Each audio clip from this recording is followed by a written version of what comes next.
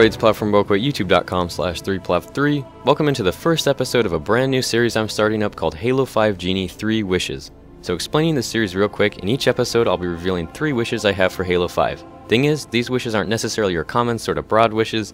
The wishes I'll be giving are in absolutely no order, and some of them are pretty small and specific, so something you may not have thought about yet and some things you may not even agree with. But that will only allow us to get some pretty good conversation going down in the comments, which I'm already looking forward to. So here we go.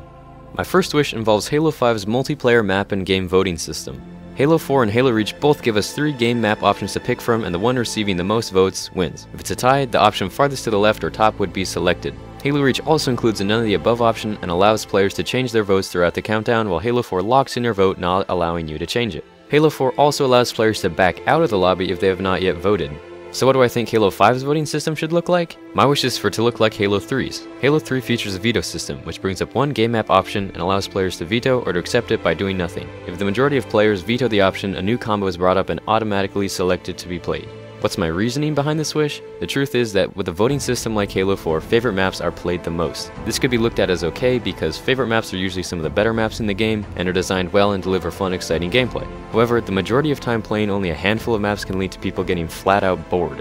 Yes, some maps in Halo 4 aren't as well designed and fun as others, but that doesn't mean I only want to play them every 50 games.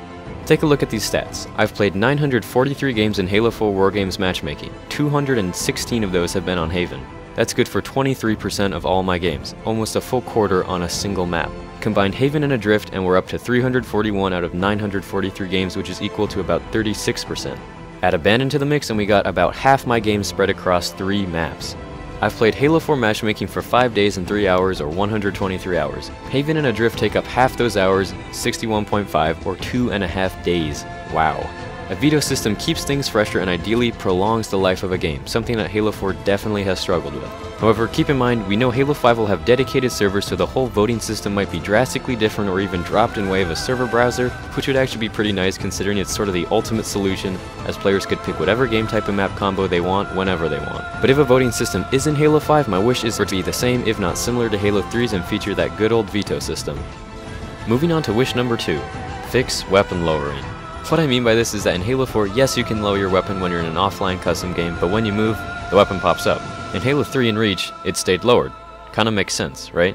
Well, Halo 4 went its own way, and the weapon only stays lowered if you stand still, only being able to look around a little, but if you look too far left or right, well, it pops up. Just like what would happen with even the slightest movement on your left thumbstick. This was sort of a major blow, if not just a slap in the face to machinimas in Halo 4. The best Halo machinima maker out there, Arbiter617, doesn't have any Halo 4 machinimas, maybe not only because of this issue, but taking a look at his Halo Reach machinima, Rise of the Spartans Part 9, which released this December 28th, it features lots of casual talking shots throughout the course of the 2-hour-long production in which characters are moving with their weapons lowered. It would be incredibly hard to get the same shots to look as good in Halo 4 because of the fact that the characters' weapons just keep jerking up and down as they would stop and go. I'm currently working on Blizzard Episode 5, which is a Halo 4 machinima, and I'm forced to design casual talking scenes strictly by having the character stand completely still. It's not an extreme issue, but it does limit what machinima makers can do, and probably has turned quite a few away from the idea of making one in Halo 4, and more machinimas can only mean one thing: more interest and popularity for the game, something that once again Halo 4 struggles with. Sergeant, I need you to ready all squads. I'm ordering a full-scale invasion on the UNSC complex. Number 1 priority is to find and rescue Blizzard, or at least what's left of him. I feel like it's a pretty small thing to ask for and should be pretty easy for 343 to make sure is in Halo 5, so I'll keep my fingers crossed. And what Halo fan wouldn't want to see an Arbiter617 Halo 5 machinima? The guy is absolutely insane. If you've never watched any of his work, calling each part of Rise of the Spartans a movie is an understatement because each one is far better than a lot of movies, just saying. I didn't come here to rescue you, or to stop the great journey, but I am here to help. And until you understand that, you don't have to trust me. Now on to our final wish, number 3. Halo Reach introduced Commendations to Halo, which reward players for reaching milestone numbers in a certain feat. They're divided into 3 categories: multiplayer, campaign, and firefight. 6 tiers that correspond to milestone numbers are Iron, Bronze, Silver, Gold, Onyx, and Onyx Max. When each tier is completed, a corresponding credit payout is given to the player. However, the problem I had with Commendations and Reach was that some of the required numbers for certain commendations were sort of, well, absurd. By that I mean it would take an unreal amount of time to complete them, especially if you wanted to complete every single commendation. You'd have to be pretty crazy. Props to you if you were able to do that. Commendation boosting was notorious in Reach, which is totally understandable considering how ridiculous some of the commendations were to make progress in. Halo 4 also incorporated commendations for multiplayer in Spartan Ops and a single commendation for completing campaign missions on Legendary. For multiplayer in Spartan Ops, commendations were broken down into 5 categories: weapons, enemies, vehicles, players, and game types.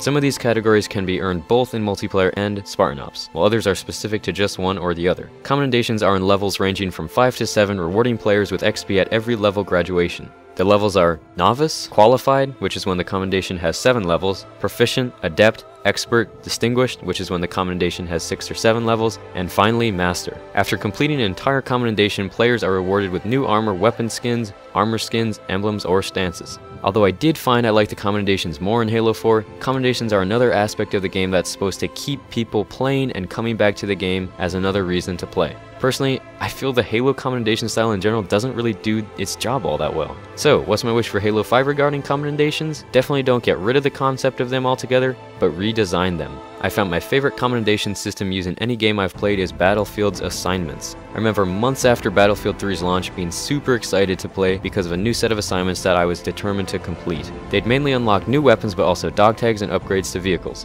In Battlefield 4, assignments also unlock weapons but also camos and gadgets. The assignments range in difficulty. Some can be very easy, such as getting 10 heals and 10 revives, while some have several requirements and can take some time to complete. I sort of think of an assignment as a mix of a challenge and a commendation, so if Halo 5 were to combine those two already existing components of Halo into something new and similar to Battlefield assignments, I think that would be great to the game's longevity and keep players coming back, as I envision them being released over time in sets like with DLC, for example. They could also be tiered, so in order to complete a certain commendation in one set, any previous sets would also have to be completed. So there you have it, that's my third and final wish for this episode. I hope you guys enjoyed, and go ahead and comment your thoughts about anything I discussed, or feel free to bring up something new down in the comments. I read every comment and love interacting with you guys, so please don't be shy. Like I said at the beginning, this is a brand new series that I'm starting, so I'll be coming out with new episodes, so stay tuned, subscribe if you haven't already, and thank you guys so much for watching. This has been Plav from BowEcho, and BowEcho's out.